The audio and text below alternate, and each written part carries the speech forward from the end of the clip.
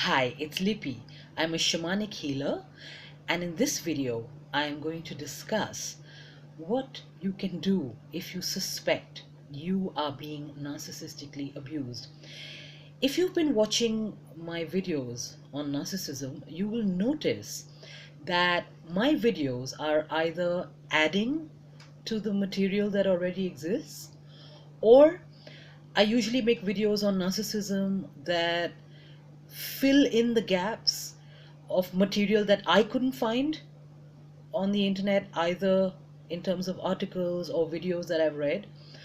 Or my videos are also about adding another facet to narcissistic abuse. And in this case, I mean, well, I'm a shaman, so as a shaman, I work on the energetic level, and narcissistic abuse is uh, just like everything else, also exists in a certain way energetically, and those are the videos that I have been making. Having said that, if you are new to narcissism or you're just learning about narcissism, then I have a whole list of resources that I've compiled, and these include books, articles, and videos that have been specifically chosen by me. I'm going to list these in the comment section below. So, you'd probably be better off watching or reading that material if you're new to narcissism, because my videos are a little bit, if you've already been familiar with narcissism and you're learning about new aspects of it. So if you are just starting to understand how narcissism works, or you suspect that someone in your life, maybe a friend or a relative or a family member, or even worse, your spouse or partner, may have either NPD or be somewhere on the narcissism spectrum, then do look at my resources, which I will list for you to look at later. Now, the resources that I've put together, I have, well, this is, of course, it's my opinion, and everyone's free to have their viewpoint about who is an authority on narcissistic abuse or not. But my criteria for selecting these videos, these channels, these books, these articles, is I have looked at the most genuine, authentic, or they come across to me as the most genuine, authentic people who have themselves been narcissistically abused. And I really believe that the real experts on narcissism are not the DSM, are not psychologists who've never been abused and who just have a sort of a clinical academic understanding of the subject. It is people who have been there day in and day out, sadly have been abused, and understand very deeply how narcissism works. So all the material that I have compiled are people that I really respect. I do think that you have to be very discerning and very careful on the internet, because there is a lot of information out there which is not necessarily supportive. It can be very damaging to you if you're just new to narcissism and don't yet have the discernment to separate the wheat from the chaff, so to speak. And also, you have to be really careful when you're looking at material out there, because ironically, some of the material out there is, well, it's made by people who are narcissists themselves, and if you don't have the discernment to see that itself can become quite abusive and not be very helpful to you if you're trying to gain information about this issue. Now, very quickly, how would you define narcissistic abuse? How would you put a finger on something and say, hey, that is narcissistic abuse? Now, there are many definitions running around. I'm gonna give you a definition that to me is the simplest, most profound explanation of narcissistic abuse, and it's this. So you're all familiar with how spiders eat the fly, and they have this web, and the web is sticky, and the fly gets trapped in the web, and then the spider keeps sucking little bits and pieces of the fly over a period of time. And the fly is in a semi-conscious state, so it's sort of half alive, half dead, and may or may not understand what really is going on with it. Just know something is wrong, but and then it's basically eaten alive. And this, to me, is exactly how narcissistic abuse works. No definition comes close to this, because it's so pictorial, and you can actually imagine this in your head, and it is exactly what the narcissist or the cluster B disordered person does to their victims. So the spider would be your narcissist, sociopath, psychopath, or somebody who may not be a full-blown cluster B but have these traits, and the fly is you. It's a very simple way to understand narcissistic abuse. Now, the symptoms that you may suffer from if you are being narcissistically abused include feeling trapped, hopeless. You could be feeling disconnected from yourself and your feelings. You may develop what we call complex post-traumatic stress disorder. You may suffer from depression or have suicide ideation. You may have low self-esteem, feelings of low self-worth, low self-confidence, and also a loss of self-efficacy. Now, I'm not saying that if you have these symptoms that it's always narcissistic abuse. There could be many other things that are going on. But generally, as a rule, if you are being abused by a cluster B person or persons, because the scary thing here is, I've noticed that it's never just, if you're being abused narcissistically, it's never usually just one person. They do operate in groups, and I've made a video called Naki Nak and the Funky Bunch, which is a video about narcissistic clubs in society and how they operate. So if you want more understanding on how narcissistic abuse works in a group setting, you can watch that video. But basically, if you are being narcissistically abused, you will see that these symptoms usually are, occur together. You will have a variety of these symptoms, and while it is very difficult to recognize narcissists and narcissistic abuse, there are steps you can take to get out of this situation, or to, at the very least, minimize its damage in your life. The good news is that you can start taking those steps today. There's no need to wait. You don't have to wait for permission to start getting out of this horrendous situation. The bad news is that it's not going to be easy at all. Narcissistic abuse can also be very insidious and very, very difficult to, it's like that web, it's that sticky web. It can be really hard to get out of. And also, it may take a bit of time.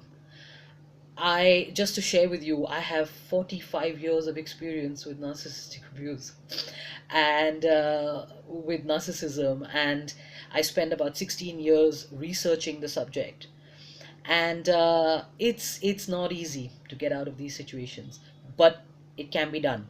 So without any further ado, the first step to, if you suspect that you are being abused by a cluster B, is awareness. You need to start getting your hands on every and any material that you can to gain a greater awareness of what is happening with you. Now, I have had situations where I've met people, clients who've come to me who are being abused, and when I tell them that the first step is that they need to get aware, they're like, no, we don't need to get aware. We already are aware, because we can see the behavior of this person. So we understand what narc abuse is all about. And I say to them, and I'm like, well, you're right. You do know this person, and you can see their behavior. So you do have a certain amount of awareness. However, there are many layers and many intricacies to the way this abuse works. And it's going to be very, very difficult for you to get out of this situation if you don't understand the situation in detail. So if you have a 30 or 40% understanding of the situation, it may not be enough to get you out of that situation. Let me give you an example of what I mean by that. One of the tricks used by cluster B people is gaslighting. And a lot of people do not understand gaslighting. They don't even realize when they're being gaslit. And gaslighting is basically, in psychological terms, it's reality distortion. It is somebody distorting either your perception of reality or distorting your perception of the reality of what they are trying to do to you. And no matter how well you think you know the narcissist, you may not even realize how badly gaslit you have been till years later. So this is just one example. What I'm trying to say to you is get informed. Get very deeply informed. The more deeply informed you are, the easier it will be for you to catch something when it's happening, and catch it in time so that you don't get hooked into it. Because every time a narcissist or a cluster B person uses one of their tricks, if I may call it that, you get hooked further into the abuse. That's how it works. It is the very idea of that is to hook you deeper into the situation. Now, as I said, I have compiled, so you have my videos on narcissism, and you also have the list that I'm going to provide in the comment section of resources. Please feel free to also find your own resources if you're not satisfied with these. As I said, this is just my idea, it's my opinion. If it works for you, wonderful. If it doesn't, don't worry about it. The second step, and this is probably the toughest step, is to get support. Wow, easier said than done. Now, the interesting thing is, what I realized is that when I was being abused, narcissistically abused, one of the things that prevented me from leaving these situations was the lack of support. And interestingly, the lack of support usually comes from people who are not narcissists, from people who are very well meaning, from friends, family members, pastors, even therapists who have no clue how narcissism works. So they also, and society in general, has propagated this idea of human nature, which is that there's no such thing as an evil person. If somebody is behaving badly, it's because they're hurting, and they deserve to be treated with compassion. And to a large extent, this is true. However, there is a subgroup of people who are, well, I know I'm gonna get a lot of disagreement to what I'm saying, but I'm sorry, there is no nice way to say this. There are a subgroup of people who are just evil.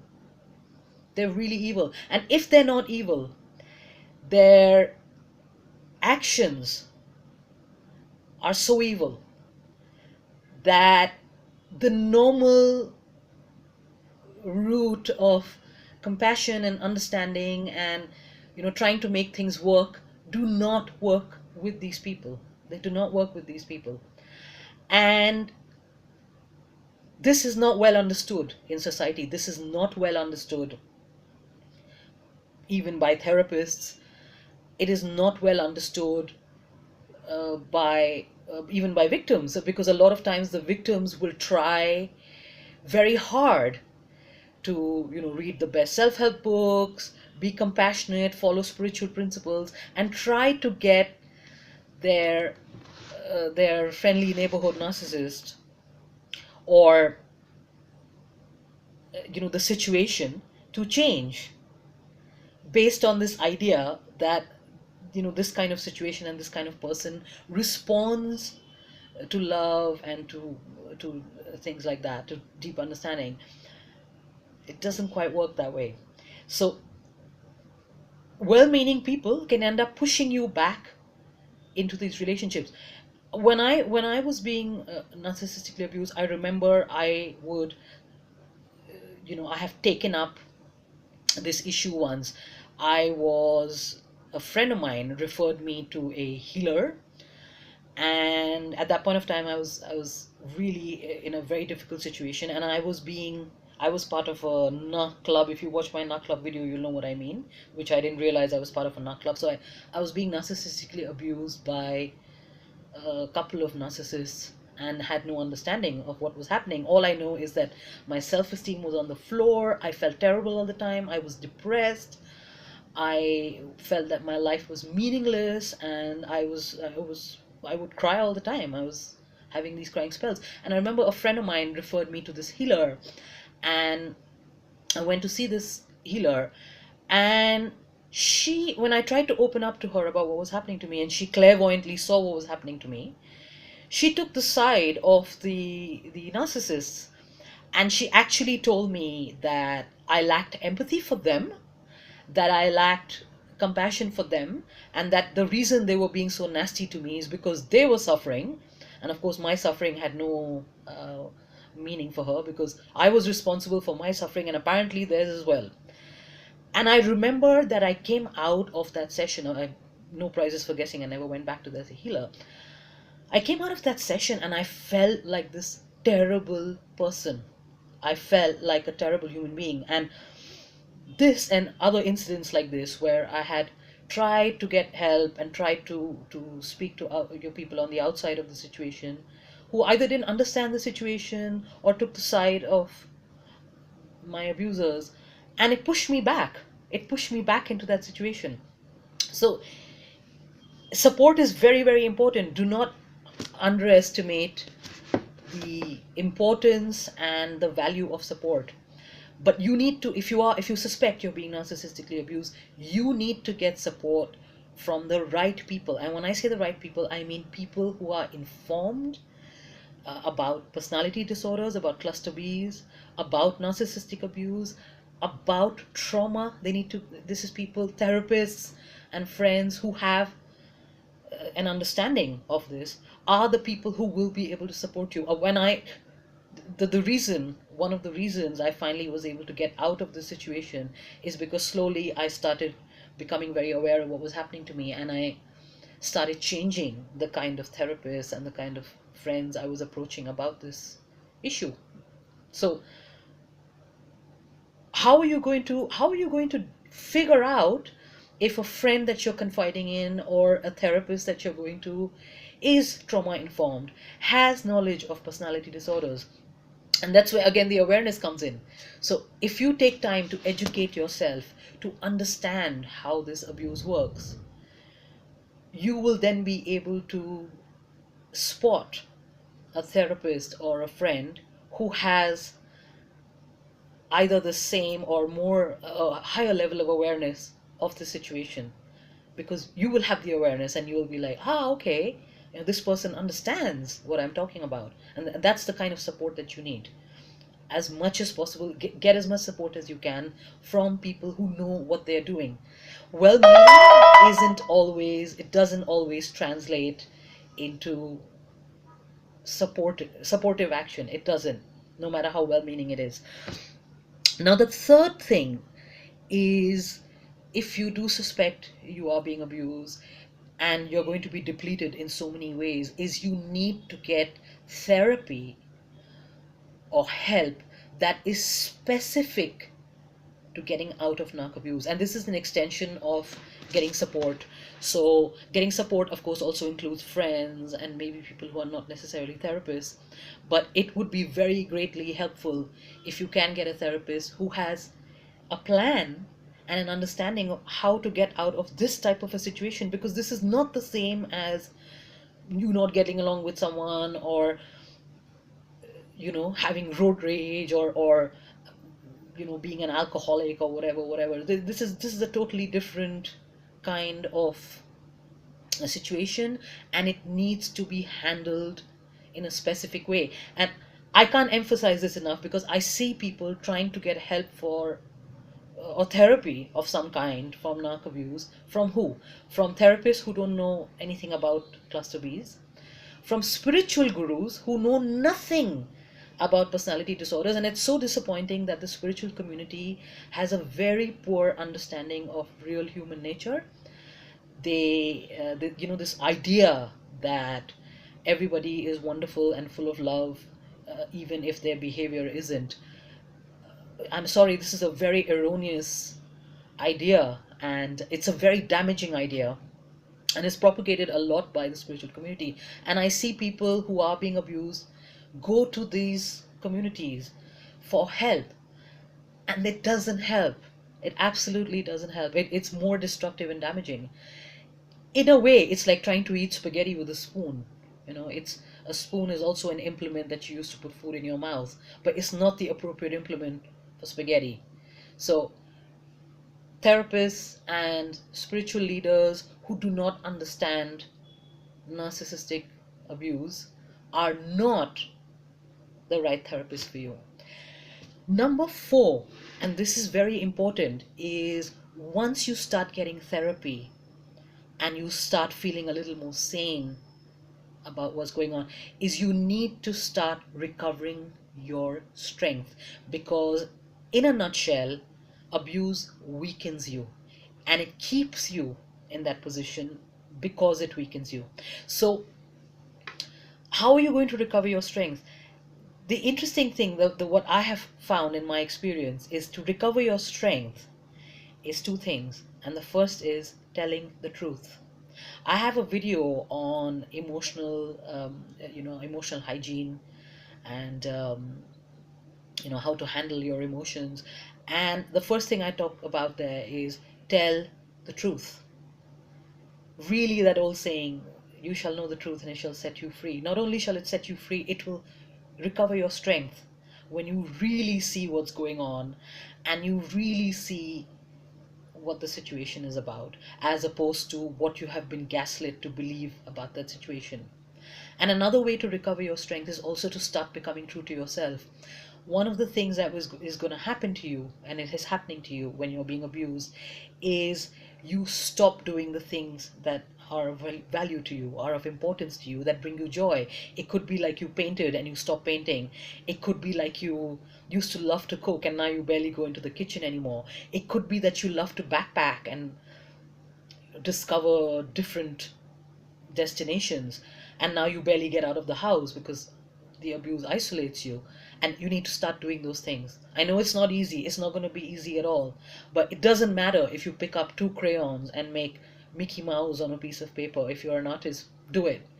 It doesn't matter if your holiday destination is a resort 2 hours away from your house.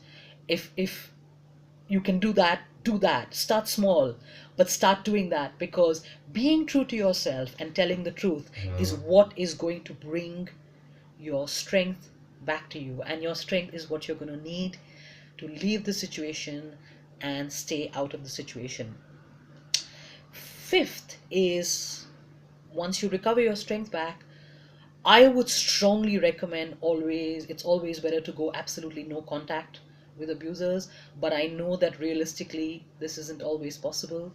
It's not as simple as one would make it sound. So if you can't go no contact.